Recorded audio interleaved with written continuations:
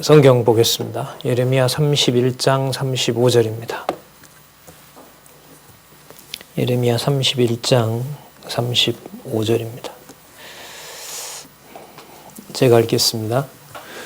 나 여호와는 해를 낮의 빛으로 주었고 달과 별들을 밤의 빛으로 규정하였고 바다를 격동시켜 그 파도로 소리치게 하나니 내 이름은 만군의 여호와니라. 내가 말하노라 이 규정이 내 앞에서 폐할진대 이스라엘 자손도 내 앞에서 폐함을 입어 영영이 나라가 되지 못하리라. 나 여호와가 이같이 말하노라.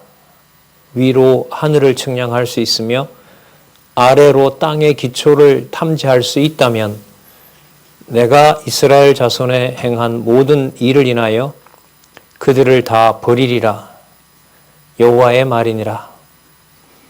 37절까지 읽었습니다. 교재는 성경강론 11권이고요. 5618페이지입니다. 5618입니다.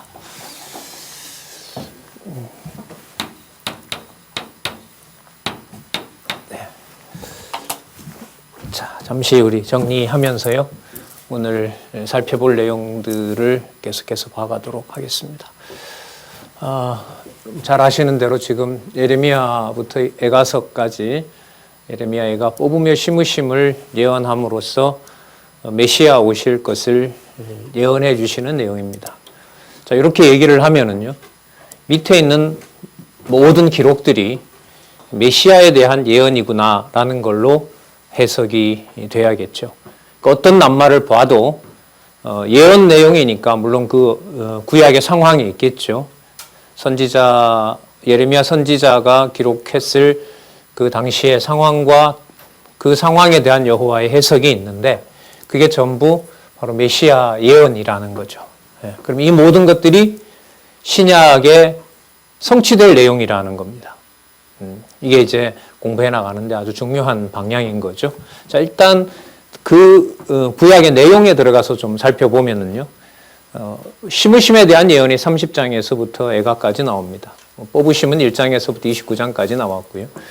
그럼 심으심에 대한 예언이기 때문에 뭐가 나오냐면 회복에 대한 예언을 말씀해 주시는 거죠. 그럼 회복을 얘기하셨기 때문에 구체적으로 그 회복될 내용이 무엇인가를 예언해 주십니다. 바로 그 증거가 뭐냐면 토지를 회복해 주신다는 거예요. 이 땅은 곧 이제 빼앗긴단 말이에요. 그런데 그 땅이 회복된다는 겁니다. 그럼 회복된 다음에 결론은 무엇이냐 하면 바로 이 전체 내용이겠죠. 회복이 분명하다라고 하는 뭔가의 내용을 더 확증해 주는 겁니다. 그럼 이때 회복에 대한 내용은 뭐냐면 자손 땅 통치예요. 나라가 이제 곧 망하지만 돌아와서 자손 땅 통치 언약을 어떻게 이루어 가실지에 대한 내용을 얘기를 해 주신다고 보면 되죠. 그 다음에 그러면 그 패망과 진노에 대한 내용이 나타나는데요. 여기서 이제 잘 보셔야 될 게 앞부분에 회복에 대한 내용이 나왔기 때문에 패망과 진노는 반대말이라고 보시면 안 돼요. 자, 그런데 패망과 진노가 나옵니다. 이렇게 말하면 안 되는 거예요. 회복에 대한 내용이 있기 때문에 회복을 예언하셨기 때문에 패망과 진노를 얘기하신다. 이렇게 말해야 돼요. 이게 우리가 우리말에 왜 아다르고 어다르다고 하잖아요. 진짜 다릅니다. 어느 정도로 다르냐 하면 연결을 바르게 하면 여호와께서라고 하는 주어가 부각이 되지만 그렇지 않으면 여호와께서라는 주어가 사라지기 때문에 그렇습니다. 참 민감한 내용이죠. 그래서 여기 나타난 패망과 진노에 대한 예언은 회복의 맥락에서 이해가 되는 것이다. 이걸 분명히 밝히고요. 그 다음에 패망에 대한 예언과 패망의 원인까지 나타납니다. 그리고 그것을 어떻게 하시냐면 기록을 해놓도록 하십니다. 그게 여러분 이제 예레미야, 에가가 되고 다른 모든 성경이 되는 거죠. 애굽에서 나와서 모세로 하여금 한 1년 남짓 지났을 때 시내산에서 부르죠. 그리고 창세기 1장 1절부터 일단은 뭐 언제 얼마만큼 어디서 기록했는지 모르겠지만 그 모세오경은 광야에서 가나안 가기 전에 다 기록하도록 하셨겠죠. 자, 그런 것처럼 여기서도 기록을 하라고 하십니다. 자, 그러면 이 기록을 통해서 어떤 일이 벌어지냐 하면 선지자가 순환을 받아요. 왜 받냐 하면 이 기록을 듣기 싫어하니까. 왜 듣기 싫어하냐 하면 패망해야 되니까. 왜 패망하냐 하면 회복을 이루셔야 되니까. 이렇게 연결되는 거예요. 자, 여기에서 우리는 이미 하나님 말씀을 계속해서 전해 주시는 것의 중요함을 아시겠죠. 그리고 기록한 말씀이 뭐 하게도 하세요? 듣지 않게 해서 선지자가 순환을 받게도 하십니다. 이 모든 게 메시아가 오셔서 다 이루어 주실 내용인 거죠. 자, 그 다음에 선지자가 순환을 받는다는 말은 기록한 말씀을 듣지 않는다는 것이고요. 그 결과 패망이 반드시 일어난다라고 얘기를 하고요. 거기에 무서운 진노가 따르는데 그 진노는 바로 내가 보여주는 진노다 이렇게 되는 겁니다. 그래서 여기 함락을 당하지만 선지자는 살려주죠. 왜냐하면 선지자는 모든 과정들을 살펴봐야 되는데 함락은 되지만 아직 남아있는 자들이 있습니다. 유다의 남은 자들이 있는데 거기까지 전부 다 진멸을 해야 돼요. 그러니까 예레미야의 눈에는 그 1차 침략부터 시작해서 한 40여 년 동안 진짜 눈물의 선지자라고 하잖아요. 어떤 것 하나도 마음에 담을 수 없는 일을 다 봐야 돼요. 그게 선지자예요. 이거는 보고 싶고 저거는 보고 싶지 않고 이런 게 아니란 말이죠. 그 다음에 선지자를 그러니까 선대해 주는 게 살아났구나 이 사람은 이런 게 중요한 게 아닌 거예요. 정작 그 사람 예레미야가 보는 내용은 뭐냐면 처참하게 이를 데 없죠. 예레미야 애가 가면 더 심해지고요. 그 다음에 남은 백성이 순환을 당하게 됩니다. 진짜 철저하게 여호와께서 패망시켜가죠. 이쯤에서 그만둬도 괜찮겠다. 여호와 하나님을 깨닫는 데는 이 정도면 되겠다 싶은데 그 선을 허락하지 않아요. 참 두렵고 무서운 신이죠. 이렇게만 보면. 도저히 인간의 정서로 믿을 수가 없어요. 그런데 참 여기 보면은요. 여러분 백성에게 순환을 당하게 하면 고생을 했으면 여호와를 섬겨야 되잖아요. 그런데 뭐 하게 해요? 불순종하게 해요. 여호와께서. 진짜 어떻게 할 수가 없어요. 다급하게 해서 여호와를 불렀는데 여호와를 찾겠다고 했는데 선지자가 여호와를 더 청종하고 애굽에 붙지 말라고 하는데 그건 듣기 싫다. 우리는 애굽에 가서 우상을 섬기겠다. 이렇게 얘기하는 거예요. 우상을 좀 덜 섬겼기 때문에 우리가 망한 것이다. 이렇게까지 몰아세워버립니다. 그래서 유다는 철저하게 패망당할 것이다. 는 사실을 여기서 예언하고 있습니다. 이게 전체적으로 시므심에 대한 예언과 연관된다는 사실을 여기서도 다시 한번 확인을 드리고요. 중간중간에 나타난 내용들은 위로 올라가서 시므심에 대한 예언, 메시아에 대한 예언으로 정리를 해야 논리적인 오류 없이 쭉 연결해 갈 수가 있습니다. 자, 그러면 조금 전에 읽었던 31장 내용을 잠시 한번 살펴보고 계속해서 말씀을 드리도록 그렇게 하겠습니다. 31장은 회복에 대한 구체적인 예언이 나왔습니다. 우리 세일이라고 기억을 하시죠. 참고로 앞부분에 나타난 부분 한 두 군데만 보고요. 지금 읽었던 부분을 말씀을 드릴게요. 자, 31절에 한번 보시면 한 장 넘기시면 되죠. 5616페이지 31절에 보면 나 여호와가 말하노라 보라 날이 이르리니 내가 이스라엘 집과 유다 집에 새 언약을 세운다 그럽니다. 이때 새 언약은 자손 땅 통치예요. 그러면 그 자손 땅 통치 3대 언약을 어떻게 이루시느냐? 33절에 볼게요. 나 여호와가 말하노라 그날나 그날 후에 내가 이스라엘 집에 세울 언약은 이러하니 곧 내가 나의 법을 그들 속에 두며 그 마음에 기록하여 나는 그들의 하나님이 되고 그들은 내 백성이 될 것이라. 34절 중간에 보면요. 이는 작은 자로부터 큰 자까지 다 나를 알미니라. 그래서요. 내가 그들의 죄악을 사하고 다시는 그 죄를 기억지 아니하리라 여호와의 말이니라. 하나님의 법을 속에 두는데 마음에 기록하게 합니다. 그래서 너 열심히 여호와를 공부해라 이런 말을 안 해도 될 만큼 그 속에 여호와의 말씀이 꽉 찬 백성이 된다는 거예요. 그 꽉 찬 말씀이 가능하려면 여호와의 순수한 말씀만 가능하려면 그 속에 뭐가 있으면 안 돼요? 죄가 있으면 안 되는 거죠. 그러니까 여기에 죄를 다 없애신다고 하신 겁니다. 그러면서 지금 살펴볼 우리 35절에서부터 40절까지 백성을 버리거나 예루살렘을 멸하지 않을 것을 예언하는 내용이 나타납니다. 아까 비유가 나왔었죠. 35절에 예를 듭니다. 하나님께서 해는 왜 만들었냐 하면 낮을 주관하게 하시려고 하신 거고요. 밤은 뭘 가지고 하냐면 달과 별을 가지고 하는 거죠. 이 표현을 봐도 참 재밌죠. 빛은 좋은 거고 어둠은 나쁜 거고 이게 아니에요. 그러니까 뽑는 거는 나쁜 거고 심는 거는 좋은 거고 이런 게 아닌 것하고 똑같아요. 해는 낮을 주관하는 거고요. 작은 해, 별과 달은 밤을 주관하게 하시는 여호와께서 다 통치하신다는 거죠. 자, 그걸 없앨 수 있느냐? 없앨 수 없죠. 그걸 없앨 수 없기 때문에 내가 얘기하는 또 내가 예언하는 내 마음에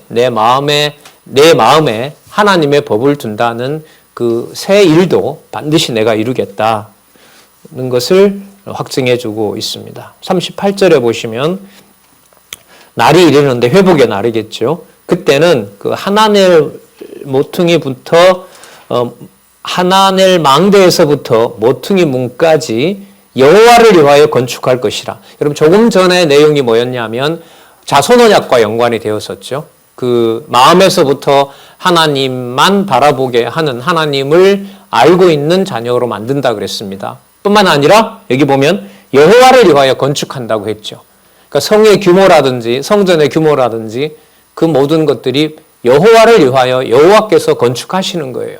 그러니까 이게 과거에 모세에게 줬던 그리고 솔로몬이 만들었던 것을 없애겠다는 얘기입니다. 이제는 모든 규격을 내가 정한 대로 이제는 이루겠다 이런 말씀일 수 있는 거죠. 그 다음에 40절에 보면 39절에 그 가렙산이나 고아나 이런 것은 한마디로 말하면 강론집에도 나옵니다만은 동서남북 전부 다 내가 관리한다. 예루살렘을 놓고 서쪽이든 동쪽이든 북쪽이든 남쪽이든 내가 나를 위하여 건축한다. 조금 전에 내가 나를 위하여 내가 만족한 백성을 만든 것처럼 이렇게 되겠죠. 그 다음에 40절에 보면 시체와 제의 골짜기와 여기가 여러분 그 자녀를 살랐던 바로 그 골짜기죠. 흰놈의 아들 골짜기입니다. 그래서 자녀를 태우던 바로 그곳이라고 할 수 있죠.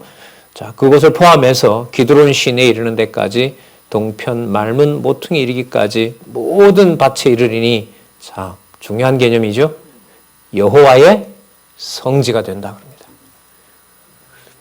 앞으로 만들어질 나라는 또 그 땅은 누가 볼 때 거룩한 땅이 된다는 거죠. 여호와가 보실 때 여호와의 성지가 된다고 얘기를 합니다. 그럼 성지를 개간하기 위해서 무슨 일이 벌어진다고 보면 돼요? 패망하고 진노한다는 거죠. 어느 정도로 청소합니까? 예를 들면 노아 시대 때처럼 깨끗하게 가인의 후손들이 또 그 속에는 물론 이제 노아로 이어지는 하나님의 자녀도 있지만요.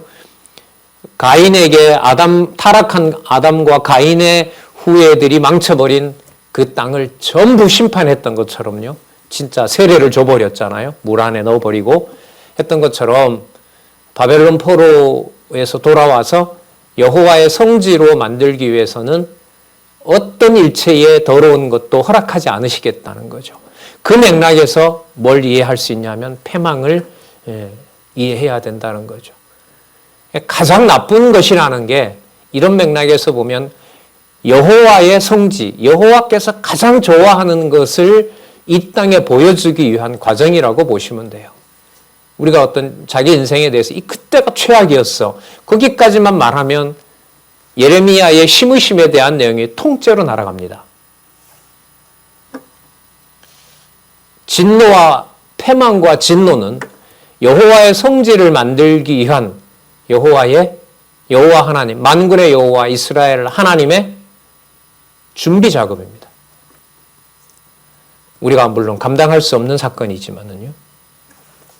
자, 그래서 여러분 32장에 가면 넘겨보시면 예레미야에게 조카의 땅을 사라고 얘기를 합니다. 조카의 땅을 사라고 얘기를 합니다. 32장 1절에 보시면은요. 유다왕 시드기야 제10년 곧 느부갓네살의 제8년에 이게 여러분 587년으로 나오잖아요. 587년, 586년이라고 뭐 해도 무방합니다. 무슨 해냐 하면 남쪽 유다가 3차의 침략을 받고 바벨론의 3차 침략을 받고 망하는 해입니다. 그럼 나라가 오늘 망하고 있는데 거액을 들여서 돈을 주고 밭을 살 필요가 있습니까? 없습니까? 없죠. 그런데 사라고 하시죠. 그리고 사게 하십니다. 왜냐하면 그 땅이 회복이 되니까. 왜 회복이 됩니까? 조금 전에 여호와의 성지로 만들어 주신다고 했으니까. 이렇게 연결이 되는 겁니다. 그러니까 여호와의 성지가 나왔기 때문에 무슨 말씀이 나오냐면 토지 회복에 대한 예언이 나오는 겁니다. 하나하나 이렇게 연결고리를 끊지 않고 이렇게 연결해 가야 되는데 그걸 지금 강론집에서 선명하게 보여주고 있죠. 자, 이야기로 말씀을 드리도록 하겠습니다. 2절에 보면 바벨론 군대가 예루살렘을 에워쌌어요. 이제 침략하면 끝나는 겁니다. 이제는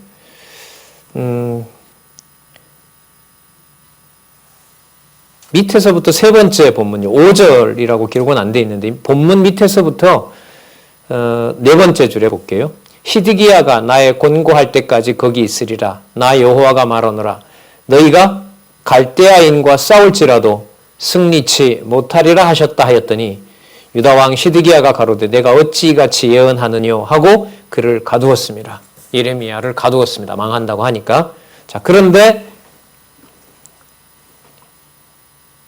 예레미야가 가로되 6절에 여호와의 말씀이 내게 임하였느니라 이렇게 이제 얘기를 해주시는데 그 내용이 바로 조카에게 은 17세계를 주고 밭을 사는 겁니다.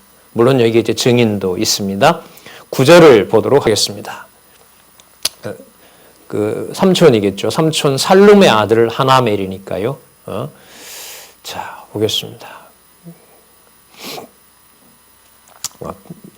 사촌한테 사네요. 죄송합니다. 삼촌한테 사는 게 아니고 9절을 보겠습니다. 내 숙부의 아들 하나멜의 아나돗에 있는 밭을 사는데 은 17세계를 달아주는데 10절에 보면 증서를 씁니다. 그리고 임봉하고요. 나중에 보면 임봉하지 않는 증서 두 개 다를 이제 한가지에 넣는데요. 훼손될 걸 우려해서요. 분명히 이루신다는 내용인 거죠. 11절에 보면 법과 규례대로 임봉하고 또 임봉치 아니한 매매 증서를 내가 취하여 두 개를 취합니다. 그리고 숙부 하나멜과 그 다음에 증인들 앞과 매매 증서에 도장을 찍은 증인들 앞과 그 다음에 이제 붙잡혀 있으니까요. 시위대 뜰에 앉은 유다 모든 사람 앞에 그 매매 증서를 제3자가 또 보관하도록 합니다. 마세야의 손자 네리야의 아들 바룩, 이 서기관이죠. 예언을 예레미야가 받으면 그걸 주로 거의 기록했던 바룩 선지자죠. 13절 그들 앞에서 바룩에게 명하여 이르되 14절 보시기 바랍니다. 만군의 여호와 이스라엘의 하나님이 이같이 말씀하시기를 너는 이 증서 곧 임봉하고 그리고 임봉치 않은 매매 증서를 취하여 토기에 담아 많은 날 동안 보존케 하라. 아마 70년 동안 보존하게 되겠죠. 15절 자, 이 모든 사건의 결론이 이렇게 나옵니다. 만군의 여호와 이스라엘의 하나님 내가 이같이 말하노라. 사람이 이 땅에서 집과 밭과 포도원을 어떻게 된다? 다시 사게 되리라 하셨다 하니라. 그러니까 나라가 지금 망하고 있는 게 본질이 아니에요. 그러니까 성경을 통해서 하나님 여호와의 이러한 기묘한 섭리를 모르면은 세상을 아무리 하나님을 믿으라 하고 믿을 수가 없습니다. 오히려 사단은 어느 정도 배웠는데 뭘 또 배우느냐 이렇게 우리를 유혹해서 정신을 흐트려 놓으려고 하는 거죠. 그래도 말씀이 좋아도 사람도 좋아야지 이런 어떤 욕심을 또 발동시키는 거고요. 아닙니다. 여기 보세요. 불태운 것을 또 기록하게 하고 기록한 것을 정확하게 전달하게 하고 듣든지 듣지 않든지 명확하게 전달하고 그 가운데 말씀을 보존하는 선지자는 목숨을 유지하고 이것이 바로 하나님의 그 놀라운 섭리 방법이잖아요. 자,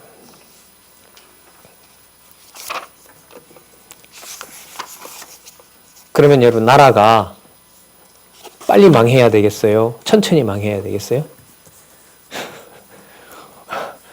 다시 밭을 사서 그곳에 곡식을 심고 포도를 심어서 포도주를 마시고 여호와께 바치려고 하면 질질 끌면 되겠어요? 빨리 망해야 되겠어요?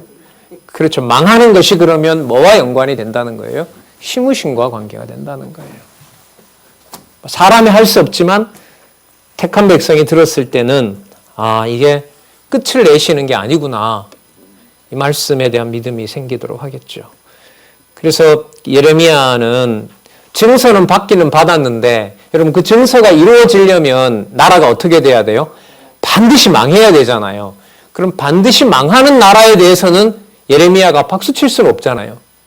또 울어야죠. 할 게 있겠습니까? 증서는 받아놓고 포위가 돼 있고 번쩍이는 칼과 창 끝이 예루살렘을 향하여 있는 바벨론 군사가 눈에 들어오는데 그럼 빨리 오세요 해야 됩니까? 17절입니다. 슬프도소이다 주 여호와여 주께서 큰 능과 드신 팔로 천지를 지으셨사오니 주에게는 능치 못한 일이 없으시니이다. 18절입니다. 주는 은혜를 천만인에게 베푸시며 아비의 죄악을 그 후 자손의 품에 갚으시오니 크고 능하신 하나님이시요 이름은 만군의 여호와시니이다. 이 말을 왜 하겠어요? 나라가 망하고 있는데도 이 말을 그런데 하게 하는 이유는 어디에 있을까요? 지금 이 패망하는 과정이 누가 살아계신 증거이다. 크고 능하신 만군의 여호와께서 살아계신 증거라는 것을 알려주는 겁니다. 이 말을 하지 않고 그냥 나라가 망하는 것하고요. 여러분 그리스도께서 그래서 십자가에 죽으실 때 보면 거기서도 끝끝내 이야기를 다 하시죠. 내가 로마군에게 힘이 없어서 처참하게 죽는 것이 아니라 아버지의 뜻을 이루기 위해서 지금 이렇게 하고 있으니까 칼 가지고 설치는 베드로 보고 칼 집어넣으라 그러죠. 그리고 빌라도한테 내가 12사단을 보내서 끝장을 못 낼 줄 아느냐 너희들을. 그러나 아버지의 정하신 뜻을 이루어야 되기 때문에 이 잔을 내가 피할 수가 없는 것이다. 끝까지 설명해 주시죠. 그러니까요. 이 땅에서 말씀을 앞에 놓고 특히 우리 성경신학을 창세기부터 계시록까지 선명하게 여호와 계시 중심으로 기록하게 해주신 지금 상황에서요. 어떤 세상에 무슨 일이 벌어진다 하더라도 진리의 말씀을 깨닫게 하시려는 하나님의 섭리가 택한 백성들에게 지속된다면요.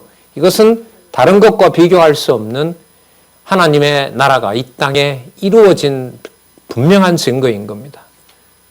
그렇게 보면 이런저런 사건 속에서 40여 년 동안 말씀이 운동하는 역사가 끊이지 않고 지속된다는 것은 글쎄요. 솔로몬, 다윗이 부럽지 않은 그런 역사 속에서 그 대한민국 교회를 통해서 여러분들과 제가 비교할 수 없는 복을 누렸다고 할 수 있는 거죠.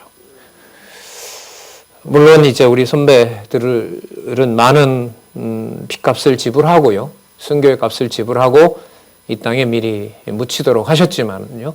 그 토대 위에서 지금도 말씀이 증거된다는 것은 늘 생각을 하지 않을 수 없습니다. 20절 볼까요?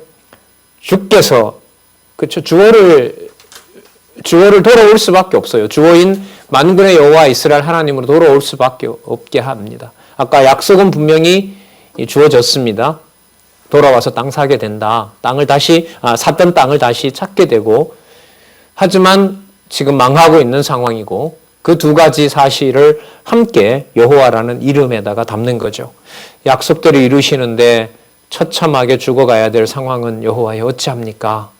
이렇게 부르든 저렇게 부르든 여호와께서라고 하는 말씀이 나옵니다. 20절 주께서 애굽 땅에서 징조와 기사로 행하셨고 오늘까지도 이스라엘과 외인 중에서 그같이 행하사 주의 이름을 오늘과 같이 되게 하셨나이다.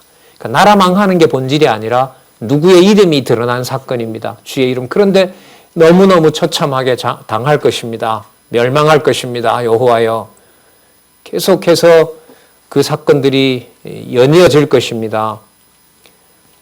말씀을 이렇게 드리는 것하고요. 기도하게 하시는 것하고요.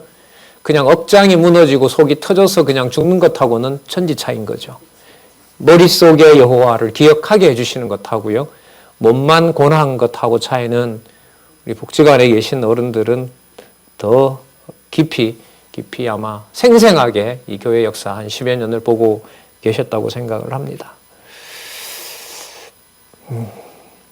23절입니다. 그들이 들어가서 이를 차지하였거늘 주의 목소리를 청종치 아니하며 주의 도에 행치 아니하며 무릇 주께서 행하라 명하신 일을 행치 아니하였으므로 주께서 이 모든 재앙을 그들에게 내리셨나이다. 자, 24절입니다.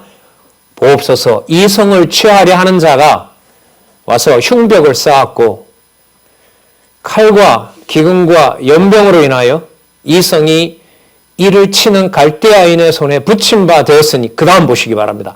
주의 말씀대로 되었음을 주께서 보시나이다. 이거 참. 그러면 울게 한 목적이 있네요. 누구 이름을 한 번이라도 더 불러보게 하려는 거죠. 주의 이름을 한 번 더 불러보게 하는 겁니다. 그럼 상황을 좋게 해서 주의 이름을 한 번 안 부르게 하는 것보다 상황을 더 악하고 힘들게 해서 주의 이름을 한 번 더 뭐하게 하는 것, 부르게 하는 것이 여러분 여호와 계시 중심의 성경신학에서 가장 중요한 부분이라고 저는 생각을 합니다. 25절 주 여호와여 주께서 내게 은으로 밭을 사며 증인을 세우라 하셨으니 이 성은 갈대아인의 손에 붙임 바 되었나이다. 참 묘하게 이 기도를 함께 썼죠. 밭을 샀다는 말은 뭘 얘기하는 거예요? 회복해 주신다는 거잖아요. 그런데 갈대아인이 눈앞에 보인다는 것은 하나님이 약속하신 말씀이잖아요. 그러나 하나는 이루어질 것이고 하나는 지금 코앞에서 이루어질 것인데 그 말을 어떻게 정리를 하냐면요. 주의 말씀대로 되었음을 주께서 보고 계십니다. 당신께서 언약하신 대로 이렇게 이루신 것을 당신이 지금 보고 계십니다. 당신은 여호와이십니다. 이거 아닙니까? 여호와께서 이렇게 하시니 제가 괴롭습니다. 이것도 바른 말이 아니에요. 이 기도로 보면. 여호와께서 하신 일을 여호와께서 보고 계십니다. 여호와께서 살아계신 증거입니다. 이게 예레미야가 눈물의 선지자인 의미인 거죠. 감당이 안 됩니다. 이런 내용은 따라서 이 내용은 어떤 실천적인 요강을 얘기하는 것이 아니라 장차 오실 메시아가 이루셔야만 될 내용인 것이지 우리가 어떻게 주제넘게 이걸 실천하고 뭐하고 하는 그런 일이 될 수는 없는 겁니다. 또 이 말이 설득력이 있는 게요. 31장에서 이미 어떻게 했냐면 누가 너 뭐 하라라고 명령한다 그랬어요? 할 필요가 없다 그랬어요? 할 필요가 없다 그랬죠. 마음속에다가 두고 여호와의 이름을 이미 두었기 때문에 목구멍을 열어서 말이 튀어나올 때 여호와를 이미 뭐 하는 말이 나와요? 섬기겠다는 말이 나오게끔 그렇게 백성을 만든다고 했거든요. 그래서 그리스도가 가시면서 예언했던 보혜사 성령께서 오시면 교회 문화에서는 명령문이 없어지는 거예요. 그렇게 보면 제도를 만들고 그걸 가지고 성도들을 통제하고 성경 진리까지 통제하려고 하는 이 일들은 분명히 악의 역사인 거죠. 물론 하나님께서 그걸 섭리하시면서 하나님 말씀에 살아있는 운동력을 확증하시기도 합니다만요. 그렇게 보면 듣게 하시느냐 듣지 못하게 하시느냐라고 하는 것은 예루살렘 멸망과 비교할 만큼 지금 시대에서는 중요한 일이라고 생각을 합니다.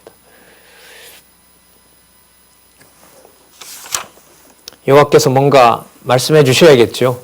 26절에서부터 35절에 보면 이스라엘과 유다 사람들이 그 몰렉 제사 말씀드렸죠. 그런 가증한 일을 하니까요.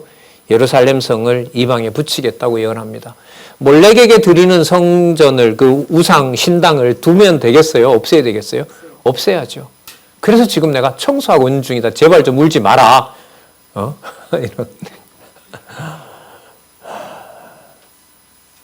26절입니다. 때에 여호와의 말씀이 예레미야에게 임하여 이르시기를 나는 여호와요 모든 육체의 하나님이라. 내가 다 관리한다. 내게 능치 못한 일이 있겠느냐. 예수님도 나중에 이 말씀 쓰시는 거죠.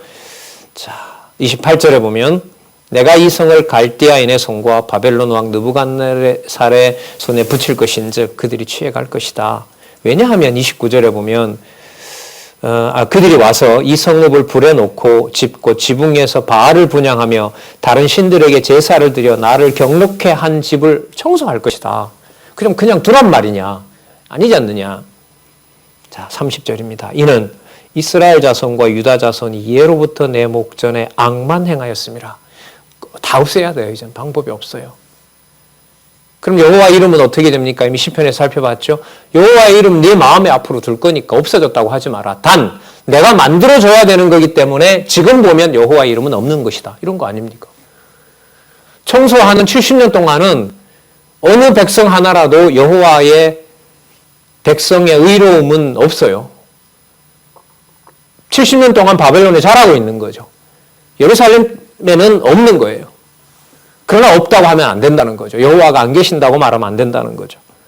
거기가 우리의 생각에 늘 다른 것도 한계지만 진짜로 함부로 말할 수 없는 여호와의 은총과 주권입니다.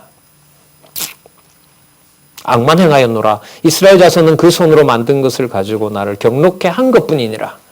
31절입니다. 이 성이 건설된 날부터 오늘까지 나의 노와 분을 격발하므로 내가 내 앞에서 그것을 옮기려 하노니 왜냐하면 이스라엘 자손과 유다 자손이 모든 낙을 행하며 내 노를 격동하였습니다.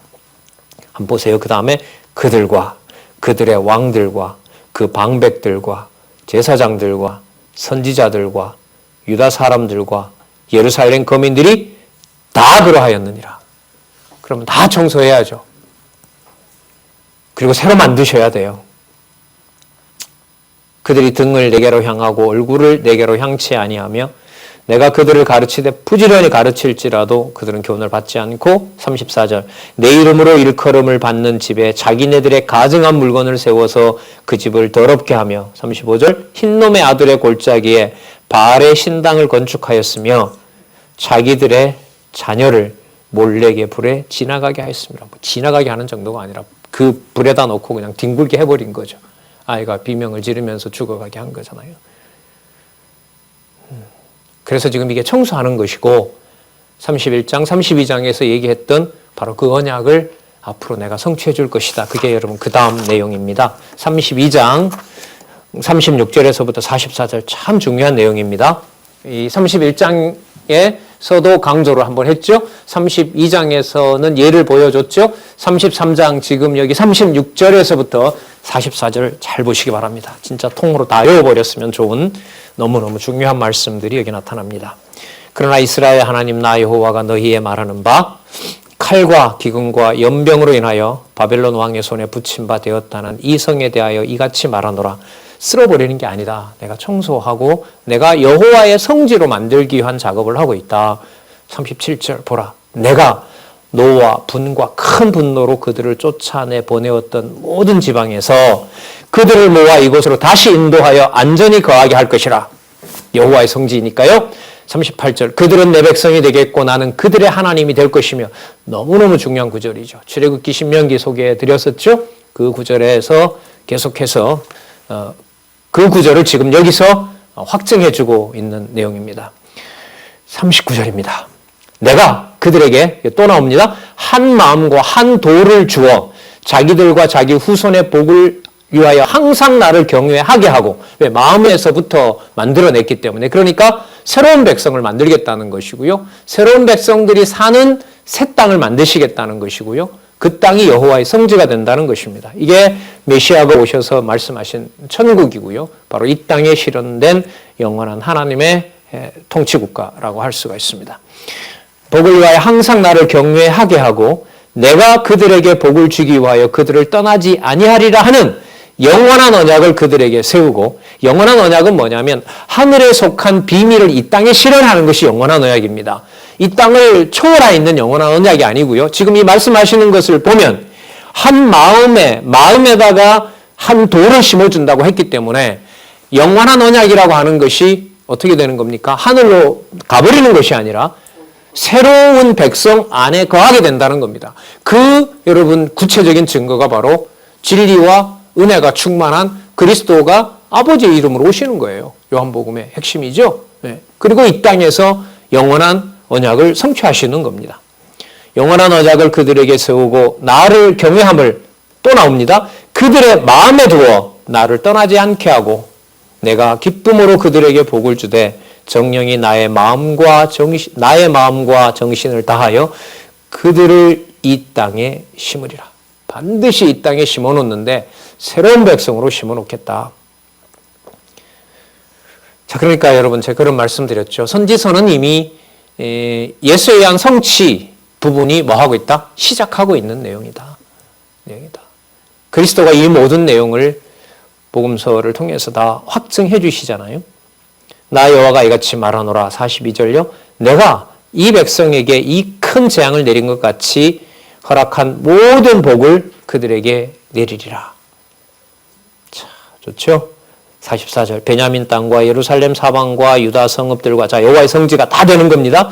산지의 성읍들과 평지의 성읍들과 남방의 성읍들에 있는 밭을 은으로 사서 증서를 기록하여 임봉하고 증인을 세우리니, 다 회복해 주신다는 겁니다. 이는 내가 그들의 포로로 돌아오게 함이니라. 여호와의 말이니라. 자기 땅 가지고 있고 판다고 하는 사람들 땅 다 사놔라. 그 전부 다 내가 여호와의 성지로 만들어 줄 것이라. 자, 이것을 누가 이루셔야 될까요? 당연하죠. 여호와께서 이루신다는 내용을 33장에 가서 또 얘기해 주세요. 여기요. 회복에 대한 결론적 내용을 얘기해 주시는데요. 여기도 진짜 기가 막힙니다. 글쎄요. 제가 상상을 해봤는데요. 눈앞에 내 집이 불타고 있고 내 자녀들이 또 우리 가족들이 바벨론에 의해서 잡혀가고 반항하다가 죽고 하는 상황인데, 교회는 이 말씀이 들릴 때 여호와께서 살아계신 증거라고 할 때 어떻게 내 몸이 반응할까, 이런 상상도 해봤어요. 예, 그 말씀을 듣게 하는 것의 위력과 그 은총이라 그럴까요? 또 한번 경험해 보겠습니다. 33장 1절에서부터 9절. 죄로 무너진 성읍이 회복됨으로 열방이 떤다고 예언합니다. 보겠습니다. 예레미야가 아직 시위대 뜰에 갇혀 있을 때에 여호와의 말씀이 그에게 임하니라. 갇혀 있건 뭐건 필요 없어요. 여호와께서 살아계신 증거를 보여주는 거기 때문에요. 2절에 기가 막힌 여러분 표현이 나옵니다. 이 일을 행하는 자, 이 일을 지어서 뭐 하시는 여호와? 성취하시는 여호와. 그 이름을 여호와라 하는 자. 이걸 빨간 펜이 있으면 한 10번 동그라미 하시기 바랍니다. 증거의 목적이 바로 여기에 있습니다. 이 일을 행하신다는 겁니다. 행하신다는 말은 본인이 모든 걸 하신다는 거예요. 내가 한다 이 말이에요. 주어가 여호와께서 내가라고 했죠? 그겁니다. 풀면 이렇게 되죠. 여호와께서 일한다 이 말이에요. 그 다음에 짓는다라는 것은요, 무슨 뜻이냐면 구체적인 모양으로 만든다는 거예요. 아까 어떤 모양 만드신다 그랬죠? 여호와의 성지로 만드신다고 했잖아요. 사람은 어떻게 만든다고 했죠? 마음에 하나님께서 하나님만 바라보게 하는 영혼을 만든다 그러셨잖아요. 자, 그것을 지어서 마무리를 하세요, 안 하세요? 반드시 하시겠다는 거죠. 그게 무슨 말이에요? 성취하다 이 말입니다. 이미 확정했다, 완성했다 이 말이에요. 너무나 우리 좋아하는 성취인 거죠. 이 일을 행하시고 그 일을 구체적으로 그 일을 성취하시는 바로 그 이름이 여호와인 분이 말한다. 누구에게 지금 얘기하고 있어요? 선지자에게 얘기하고 있죠. 나 여호와가 말한다 이게 아니에요. 바로 이러이러한 여호와. 내가 이 일을 시작했고 구체적으로 그 일을 이루고 있고 그 일을 반드시 성취하고 완성하는 그 이름이 여호와인 내가 너에게 말한다. 그럼 목적이 예레미야 보고 들으라고 하는 것이 아니라 누구 증거가 목적이 맞죠? 여호와의 자기 계시라는 말이 바로 여기에서 나오는 거예요. 그러니까 하나님의 말씀을 듣게 하는 일들이 가정교회에서부터 우리들에게 번성하고 있다는 말은요, 확대되고 있고 심화되고 있다는 것은 진짜 우리 선배들이 가장 기뻐할 일인 거죠. 코로나가 극성을 이렇게 부르면서 교회 학교가 어떻게 할까 참 내심 관심이 많았어요. 그런데 뭐 다는 알 수가 없지만 어떤 선생님들은 매일 공부하시는 모임이 있고요. 주중에 서너 번 공부하는 팀도 있고요. 주일날 온종일 공부하는 팀이 있다고 합니다. 누가 시키는 것도 물론 아니죠. 예. 자, 여러분 2절과 같은 말씀을 듣게 하는 것과 그냥 대충 살아가게 하는 것하고는 질이 완전히 다르죠. 자, 여호와께서 어떻게 말씀하시는지 한번 볼까요? 자, 성취하신다고 했으니까요. 4절 이스라엘의 하나님 여호와가 말하노라 무리가 이 성읍의 가옥과 유다 왕궁을 헐어서 갈대아의 흉벽과 칼을 막아 싸우려 하였으나 내가 나의 노와 분함으로 그들을 유다인들을 죽이고 그 시체로 이 성에 채우게 하였나니 이는 그들의 모든 악을 인하여 나의 얼굴을 가리고 이 성을 돌아보지 아니하였습니다. 그 번역을 이쪽에 보면 새로 해놓았는데요. 그 번역을 살려서 다시 한번 이 내용을 읽어보도록 하겠습니다. 자, 4절부터 읽어가겠습니다. 다시 이스라엘의 하나님 여호와가 말하노라 무리가 이 성읍과 가옥과 유다 왕궁을 헐어버린 자 이렇게 되겠죠. 갈대아인에 대해 너희가 흉벽과 칼을 막아 싸우려 하였으나 그러니까 1차, 2차에 침략해 왔잖아요. 그리고 이제 침략해 들어온 바벨론과 싸우려고 할 거 아니에요. 그런데 5절에 보면 싸우려 하였으나 내가 나의 노와 분함으로 그들을 죽이고 유다인들을 죽이고 그 시체로 이 성에 채우게 하였나니 자 이미 했다 그랬어요. 이는 그들의 모든 악을 인하여 나의 얼굴을 가리워 이 성을 돌아보지 아니하였습니다. 이사야서에서 그런 말씀 많이 들었죠. 때리심과 싸매심이 후반부로 갈수록 간격이 있다 없다? 없다. 뽑고 심으심도 마찬가지죠. 왜 저렇게 뽑으시느냐? 심으시려고요. 왜 심으신다고 하느냐? 증거가 뭐냐? 지금 이렇게 확실하게 뽑고 있지 않느냐? 이게 같이 나타나는 부분입니다. 6절에 나오네요. 그러나 보라 내가 이 성을 치료하며 고쳐 낫게 하고 평강과 성실함의 풍성함을 그들에게 나타낼 것이며 7절 내가 유다의 포로와 이스라엘의 포로로 돌아오게 하며 그들을 처음과 같이 세울 것이며 8절 내가 그들을 내게 범한 그 모든 죄악에서 정하게 하며 그들이 내게 범하여 행한 모든 죄악을 뭐 할 것이라? 사할 것이라. 그러면 지금 이 무서운 과정이 뭐 해주는 과정입니까? 사해주는 과정이죠. 청소하는 과정입니다. 새로 만들 백성을 준비하고 있는 과정입니다. 하나님의 택한 백성들, 주 예수 그리스도가 머리 되신 교회에 나쁜 일이라고 하는 것은 없어요. 어떤 의미에서 없냐 하면 여호와 하나님께서 살아계신 영원한 통치자, 바로 예수 그리스도가 교회의 왕 되신 것을 증거하는 일이기 때문에 최악의 나쁜 일은 없어요. 극단적으로 진리의 말씀을 하나님의 교회에서 전부 걷어간다 한들 하나님 여호와께서 살아계신 증거가 없다라고 할 수는 없는 거죠. 지금 여기 뭐 한 것처럼요. 하나도 남기지 않고 다 태우는 것처럼. 그러나 그 약속의 말씀을 듣는 하나님의 백성들에게는 살아계신 증거가 분명히 깨달아짐에도 불구하고 그 현장은 감당할 수 없는 현장이 되는 겁니다. 누가 존재하지 않는 것처럼 보입니까? 그렇죠. 여호와께서 죽으신 것처럼 몰려오는 거죠. 그런 상황을 왜 섭리하시느냐? 여호와 하나님께서 해주셔야만 가능하고 그걸 이미 약속해 주신 여호와의 무한한 은총에 감격하게 하는 거죠. 다들 선지서에 우리가 또 동안 취약했는데 많은 분들이 열심히 공부하고 계신다고 하니까요. 뭐 그렇게 될 수밖에 없죠. 이걸 안 읽을 수가 있겠습니까?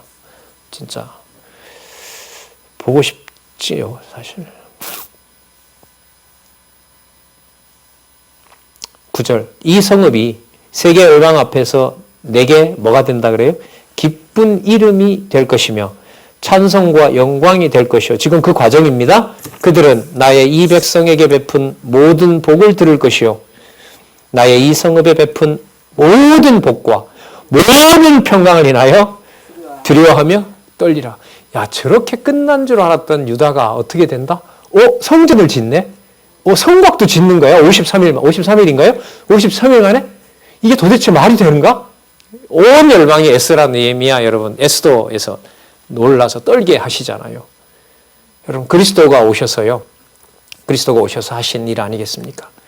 요한복음에 보면 빌라도가 예수님을 십자가에 못 박게 내어주면서 마지막 명패에다가 뭐라고 쓰게 하죠?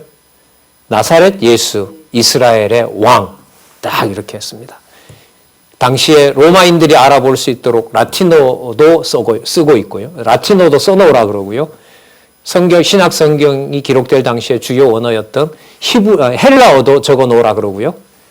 유대인들이 깨달을 수 있도록 유대인의 언어인 히브리어도 써놓으라 그러죠. 그래서 세 개의 언어를 갖다가 예수님의 십자가 뒤에다가 적어 놓은 겁니다. 나사렛 예수, 이스라엘의 유대인의 왕, 이렇게 명시를 합니다. 여러분, 그 자리가 무슨 자리예요? 예수님이 죽는 치욕의 자리입니다. 그래서 유대인들이 그럽니다. 그걸 저렇게 써놓으면 우리가 인정하는 것처럼 보이니까 앞에다가 예수가 자칭 그랬다, 고발 넣으라 그래요. 그러니까 이 빌라도가 뭐라 그럽니까? 나는 내가 쓸 걸 썼다. 놔둬라 그냥. 이 사람은 진짜 자기가 뭔 말을 하는지도 모르죠. 그 기록에 보면 엄청 두려워하죠. 그리고 예수님을 계속 풀어주려고 하고요. 근데 자기 마음대로 안 되죠. 이방인의 손에 죽어야 되기 때문에 예수님은. 참 엄격합니다. 그 엄격함을 여러분 지금 예레미야에서 저희들은 분명히 확인하고 있습니다. 자, 그다음 33장 10절에서부터 13절에 보면 기쁘게 찬송하고 감사드리면서 다시 살게 할 것을 예언하는 내용이 나타납니다. 자, 황폐했던 집이 즐거운 땅이 된다고 얘기를 하고요. 신랑과 신부가 다시 모이는 곳이 되고요. 자, 10절 끝에 보시면요. 자, 11절 시작하기 전에 한번 볼까요? 10절부터 읽어보겠습니다. 나 여호와가 이같이 말하노라. 너희가 가리켜 말하기를 황폐하여 사람이 없고 짐승도 없다 하던 여기 곧 황폐하여 사람도 없고 주민도 없고 짐승도 없던 유다 성읍들과 예루살렘 거리에서 즐거워하는 소리, 기뻐하는 소리, 신랑의 소리, 신부의 소리 및 만군의 여호와께 감사하라. 여호와는 선하시니 그 인자하심이 영원하다 하는 소리와 여호와의 집에 감사제를 드리는 자의 소리가 다시 들리리니 왜냐하면 이는 내가 이 땅에 포로로 돌아와서 포로를 돌아오게 하여서 처음과 같이 되게 할 것이라. 여호와의 말이니라. 나 만군의 여호와가 이같이 말하노라. 황폐하여 사람도 없고 짐승도 없던 이곳과 그 모든 성읍에 다시 목자에 거할 곳이 있으리니 그 양무리를 눕게 할 것이라. 산지 성읍들과 평지 성읍들과 남방의 성읍들과 베냐민 땅과 예루살렘 사명과 유다 성읍들에서 양무리가 다시 계수하는 자의 손 아래로 지나리라. 여호와의 말이니라. 그렇죠. 회복해줬으니까 자기 우리를 만들어 놓고 들어가면서 한 마리, 두 마리 셀 거 아니에요. 반드시 뭐 하신다? 회복하신다. 이거죠. 자, 그렇다면은 성뿐만 아니라 뭐까지요? 성전까지 다 회복한다는 내용인데요. 우리 그 다음 나오는 14절과 18절도 대단히 충격적이고 확고한 여호와의 언약이 나타납니다. 우리 잠시 쉬셨다가요. 33장 14절부터 살펴보도록 하겠습니다.